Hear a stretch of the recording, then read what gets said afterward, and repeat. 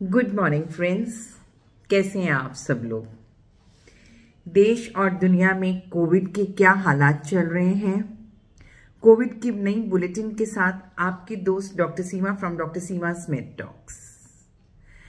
Covid ने अपने पैर पसार लिए। कोविड अगले साल में बहुत घातक हो जाएगा।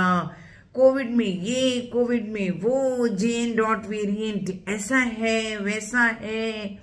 सब तरीके की न्यूज और सब तरीके की कहानियां हर तरफ चल रही है। पहली फोरमोस्ट थिंग जो आपको बताना चाहती हूं, बिल्कुल भी डरने की जरूरत नहीं है। ये मैं नहीं कह रही, it is from the experts mouth. Experts ने भी इस चीज का बोल दिया है कि भले ही JN.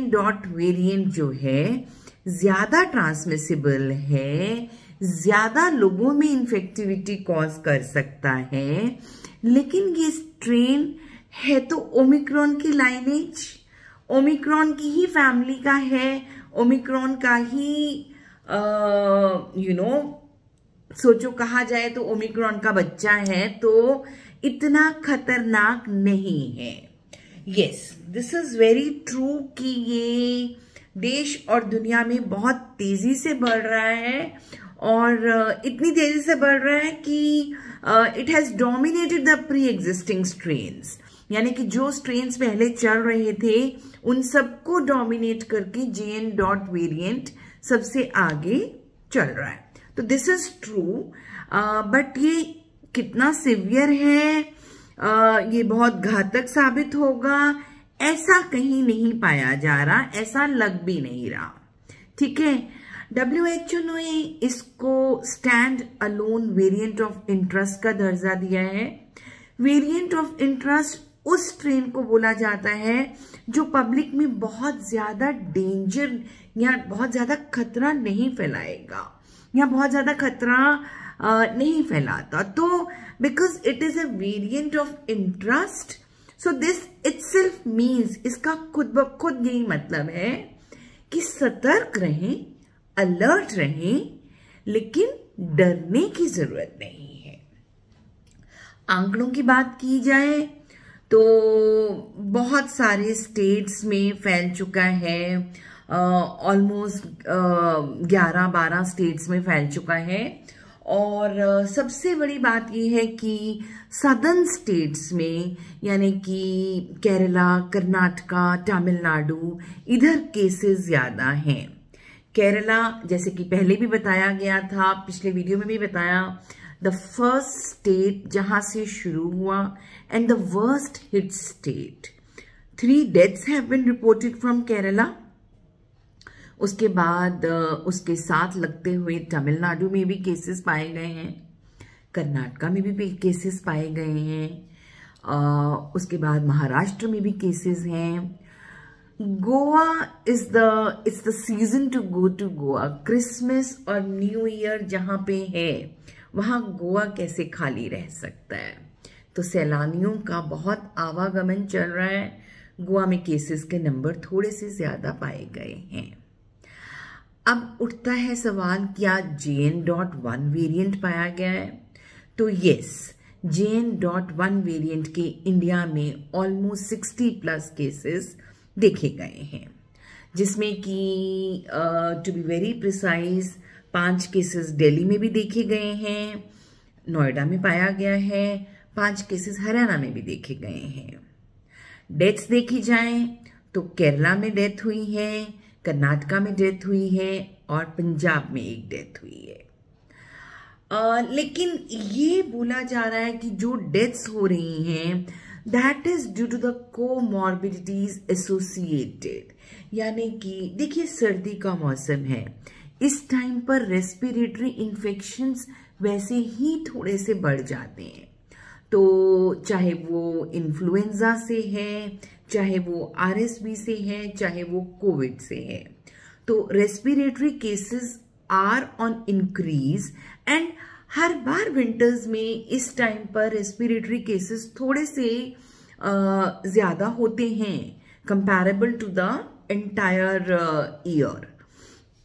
तो ऑब्वियसली रेस्पिरेटरी केसेस थोड़े ज़्यादा बढ़ गए हैं, और जिन लोगों को पहले से रेस्पिरेटरी प्रॉब्लम्स हैं, यानी कि जिनके पहले से ऑब्स्ट्रक्टिव लंग डिजीजेज हैं, या जो लोग एस्थमेटिक हैं, या जिनको लंग कैंसर है, उनको थोड़ा ध्यान ज़्यादा बरतना है। और किन लोगों को थोड़ा ध्यान ज़्यादा बरतना है? जो लोग इम्यूनो कॉम्प्रोमाइज्ड हैं, यानी कि जो किसी ना किसी तरीके के कैंसर से पीड़ित हैं, या जो हार्ट के पेशेंट हैं, जो किडनी के पेशेंट हैं, जो डायबिटिक्स हैं, जो हाइपरटेंसिव्स हैं, बूढ़े लोग या 60 साल से ऊपर वाले लोग और छोटे बच्चे, इन सब में थोड़ा ध्यान ज़्यादा देने की ज़रूरत है। बट दैट डजंट मीन कि जो अडल्ट्स हैं वो अपना बिल्कुल ध्यान ना रखें। प्लीज़ अपना कोविड अप्रोप्रिएट बिहेवियर को अपनाइए। कहीं से भी आते हैं जाते हैं तो हाथ ज़रूर धोइए। गंदे हाथों से नाक पे, आँख में, मुंह में हाथ मत रखिए। अगर किसी को भी घर में या आपको खांसी जुकाम है तो प्लीज़ डिस्पोजेबल टिश्यू पेपर्स में ही अपना यू शुड पुट योर जो भी आपका, अगर आपको जुकाम है या कुछ है तो try using the disposable paper tissue papers. और अगर आप छींकते भी हैं तो अपना कोहनी के इस तरीके से try not to spread the virus into the air. हवा में वायरस को ज़्यादा स्प्रेड होने से जितनी कोशिश कर सकते हैं उतना उसको बचाने की कोशिश कीजिए। जिनको देखिए, वैसे तो कोई ऐसी एडवाइजरी नहीं है कि मास्क डाल के चलें या कुछ भी है तो, लेकिन अगर आप पहले से पीड़ित हैं, आपको कुछ प्रॉब्लम है, अपर एयरवे डिजीज है, तो इट्स गुड कि आप मास्क का उपयोग कर लीजिए, N95 मास्क का। अभी जो एयर क्वालिटी इंडेक्स भी इतना पुअर हुआ है और कोविड के केसेस भी बढ़ रहे हैं, तो this will help you in everything. तो अगर आप मास्क का उपयोग करेंगे आपके लिए अच्छा है, ठीक है। इसी तरीके से छोटे बच्चे अगर उनको खांसी जुकाम हो रखा है तो बेटर है कि abstain them from going to the school, क्योंकि स्कूल में जाएंगे और बच्चों में इन्फेक्शन फैलाएंगे। वही बच्चे घर जाएंगे, घर में बड़े बुजुर्ग भी हैं तो उनको इन्फेक्शन मिलेगा और वो ऑलरेडी कोमॉर्बिडिटीज में हैं, तो इस तरीके से एक चेन ऑफ इन्फेक्शन बढ़ जाएगी। तो जहां तक हो सके इस चेन ऑफ इन्फेक्शन को कट कीजिए। बाकी almost 40 countries have been involve, मतलब इतना तेजी से बढ़ गया है JN वेरिएंट। सिवियर तो नहीं कहा जा रहा, लेकिन इसकी RO वैल्यू काफी हाई है, यानी कि काफी ट्रांसमिसिबल है। Highly infective and high transmissibility इसमें देखी जा रही है। आपका जो इम्यूनिटी आपने हासिल कर रखी है अपनी वैक्सीनेशन से, दैट इज गुड इनफ।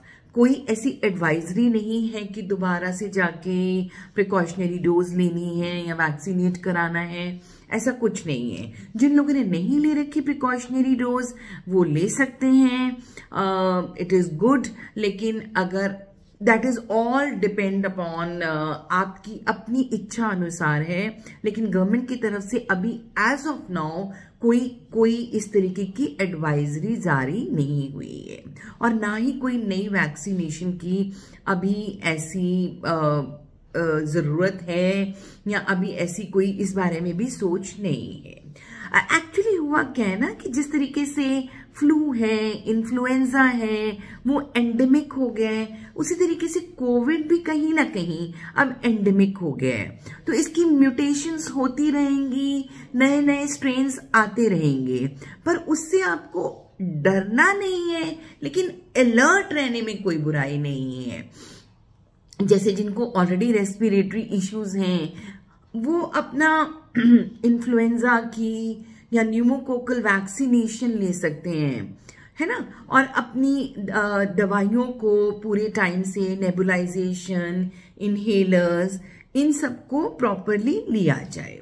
अच्छा, क्योंकि ये सब हम जानते हैं कि कोविड आपके रेस्पिरेटरी सिस्टम पर ही ज्यादा घातक होता है, तो अगर किसी को ज्यादा खांसी जुकाम या थोड़ा सा सांस लेने में दिक्कत हो रही है और नेबुलाइजेशन की जरूरत पड़ रही है, तो इट इज लाइक अपनी ही कॉमन सेंस है कि try using your pulse oximeters और अपनी ऑक्सीजन सैचुरेशन को चेक कर लीजिए, क्योंकि आपको मालूम है कि कोविड में पहले भी हम देख चुके हैं कि ऑक्सीजन सैचुरेशन गिर जाती है।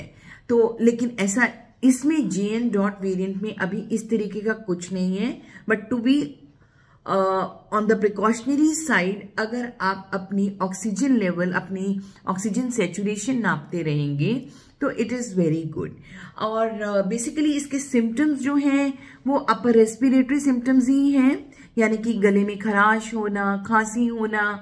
हाँ, एक बहुत ज्यादा है कि नाक बहना। मेरे पास भी कई ऐसे केसेस हैं कि नाक बहुत ज्यादा, डॉक्टर साहब नाक बहुत ज्यादा बह रही है, तो नाक बहना, खांसी, गले में खराश और थोड़े से गैस्ट्रिक सिम्टम्स भी हैं।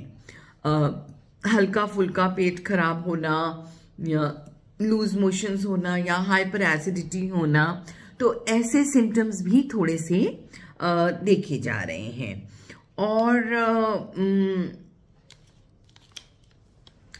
और मुझे नहीं लगता कि इसमें कोई डरने वाली बात है।